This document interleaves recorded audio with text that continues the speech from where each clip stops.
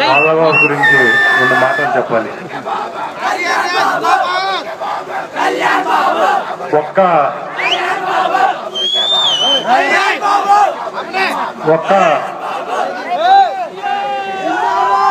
రూపాయి కూడా ఆశించకుండా ఒక ఉన్నతమైనటువంటి రంగా గారి వారసుడిగా జన్మించినా కూడా ఎవరిని బాధ పెట్టకుండా,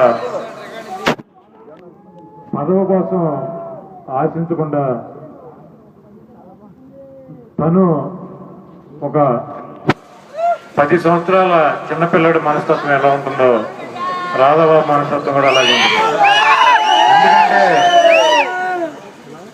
ఒక్క రూపాయికి కూడా కక్కుర్తిపడేటువంటి మనస్తత్వం కాదు, పదవుల కోసం తప్పించేటువంటి మనస్తత్వం కాదు.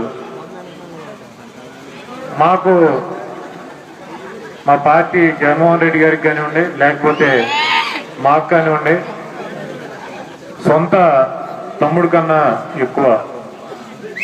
అతన్ని మొన్న అసెంబ్లీలో విజయవాడ శాసనసభ్యుడు ఒక ఆయన నాతో మాట్లాడుతూ రాధాబాబు ఏం చేస్తున్నాడని చెప్పి అడిగాడు.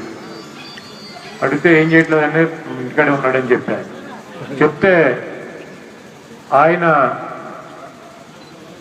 రాధాబాబు అంత మంచి మనిషిని, విలువలు గలటువంటి వ్యక్తిని నా జీవితంలో చూడలేదు, శత్రువులను కూడా హాని తలపెట్టినటువంటి మనస్తత్వం, చాలా మంచి వ్యక్తి అని చెప్పి ఆయన కూడా చెప్పినటువంటి పరిస్థితి ఉంది.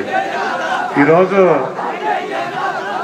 అటువంటి రాధాబాబుతో ఆయన తండ్రి రంగ గారి విగ్రహాన్ని ఈ గుడివాడపట్నంలో ఆవిష్కరించాం. తప్పకుండా దీనికన్నా మంచి విగ్రహాన్ని, కాంతి విగ్రహాన్ని గుడివాడపట్నంలో మెయిన్ రోడ్డు మీద